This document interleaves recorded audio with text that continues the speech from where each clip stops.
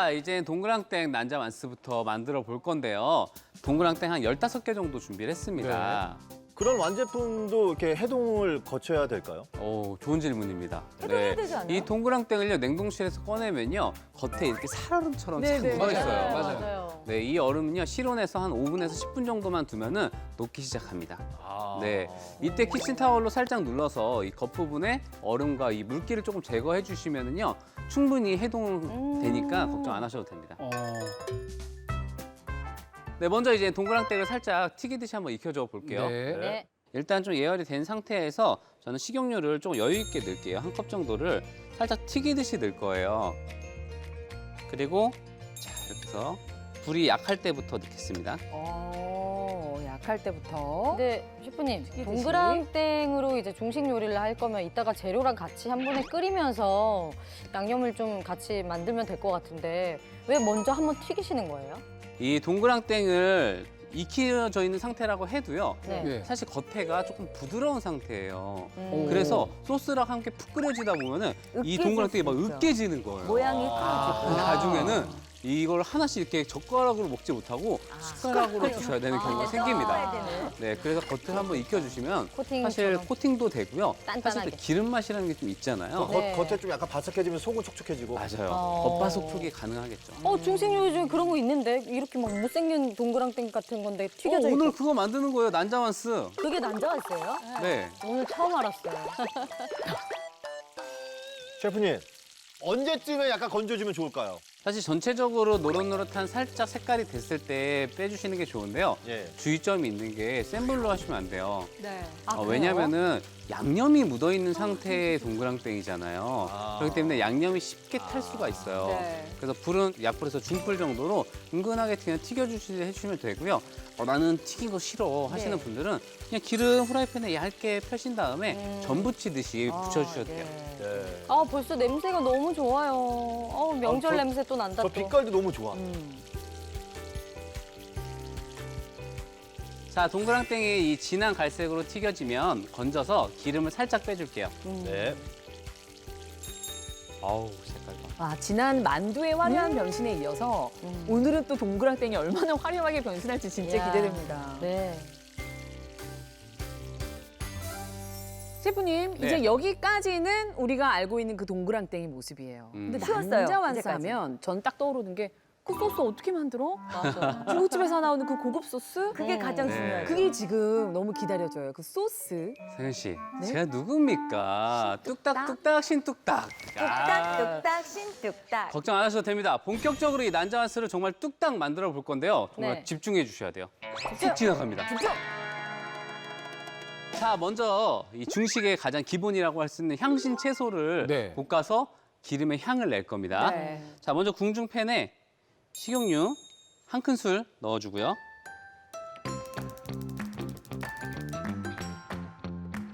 그리고 1.5cm로 자른 파를 자, 반줄기예요. 네. 반줄기를 근데 흰 부분 흰색만 위주로. 쓰신 것 같은데요? 맞아요. 향을 낼 때는요, 흰 부분이 좋고요. 이 녹색 부분이 들어가면은 약간 찐득찐득한 액이 나와서 대부분 앞에 부분을 사용해 주시는 게 좋습니다. 네. 자, 그리고 여기에 현으로 썬 마늘 3개를 넣을게요. 한마늘. 자, 그리고 여기에 저는 조금 매콤한 베트남 건고추를 10개 넣을 건데요. 네. 만약에 집에 아이들이 있다 하시면 빼고 하셔도 됩니다. 네. 자, 건고추 10개. 그래서 약간 뒤에 살짝 주는 그 매운 향이 좋더라고요. 네. 올라와야지. 자, 그리고 여기에 이제 소스 재료들을 좀 넣어보도록 할게요. 오늘은 소스가요, 4가지밖에 안 들어갑니다. 아이? 네 가지. 겨우 4가지. 난자완스 소스인데요?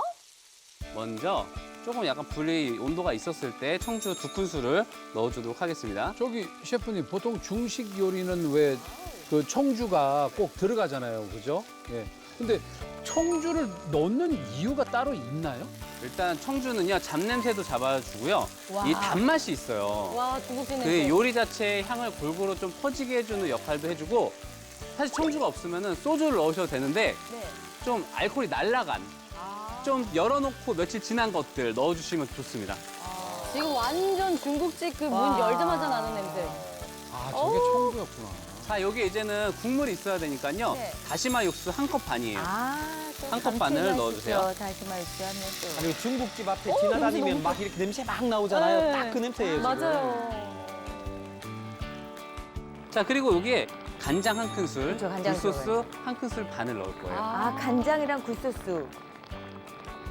근데 그게 끝이에요. 네 가지 벌써 나온 것 같은데. 청주, 다시마 육수, 간장, 간장. 굴소스. 굴소스. 끝. 끝이에요? 이제 뭐 끝났어요.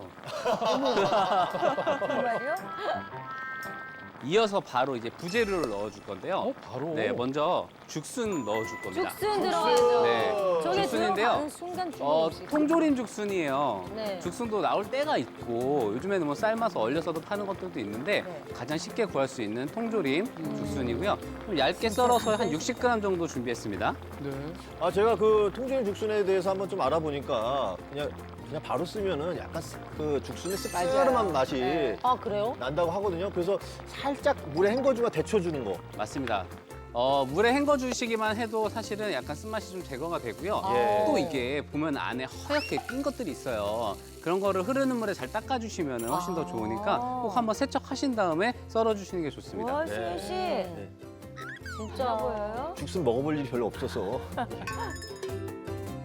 자, 그리고 여기에 이제 색깔을 좀 내면서 또 은은한 맛을 낼 수 있는 홍피망 40g 준비했고요. 네, 그리고 청피망 40g 같은 양이에요. 자, 그리고 여기에 저는 버섯을요, 네. 3가지를 넣을 겁니다. 3가지. 세 가지나. 네, 오. 왜요? 버섯에서 나오는 정말 향이 너무 좋은데요. 일단 표고버섯. 진짜. 네. 먹어버섯. 표고버섯을 한 3등분에서 4등분 정도로 좀 큼직큼직하게 썰어주시고요. 네. 2개 분량 넣을게요. 씹으면 고기 같잖아요. 맞아요. 쫄깃쫄깃한. 자, 그리고 여기에 이제 양송이. 양송이. 네, 양송이 버섯 3개를 넣겠습니다. 네. 진짜 맛있겠다. 자, 그리고요. 사실 이 제가 준비한 버섯 중에 한 가지가 더 이게 모기버섯이에요. 너무 잘 어울린다. 저거 씹히는 모기버섯이요. 끓여서 하면 이게 수분이 좀 적잖아요. 그래서 네. 볶음 요리에는 정말 잘 어울리고요.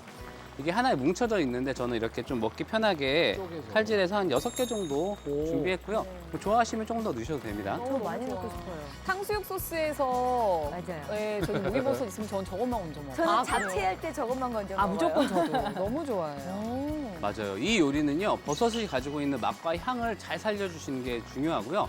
만약 3가지를 다 넣기가 좀 어렵다 하시면은, 표고버섯.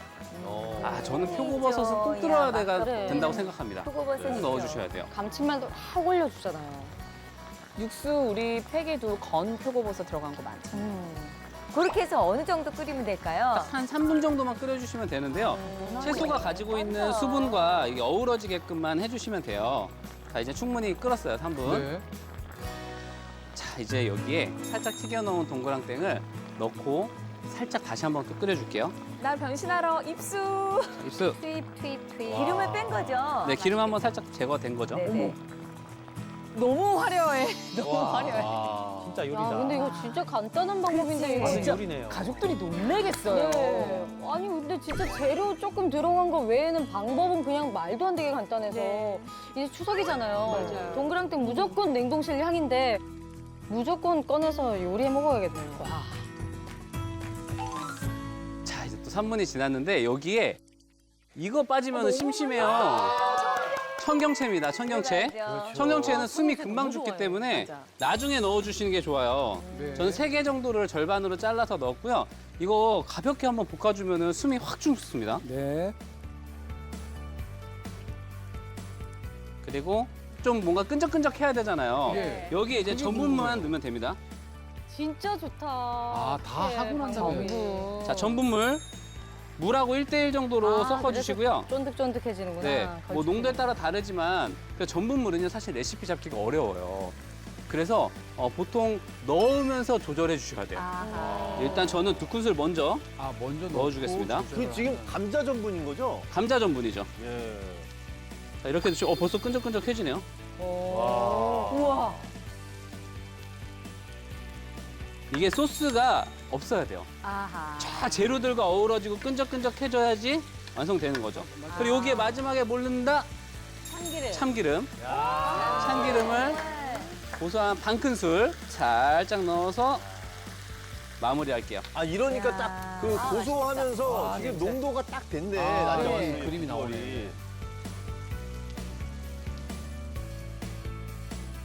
저거 보세요. 진짜 저거 하나만 그냥 와. 밥상에 올라가도 그냥 와. 몇 명이 올라가는 소리가 막 들려요, 막. 야. 어머, 저게 어떻게 집에서 만들었다고, 저희 간편식으로 만들었다고 생각하겠어요.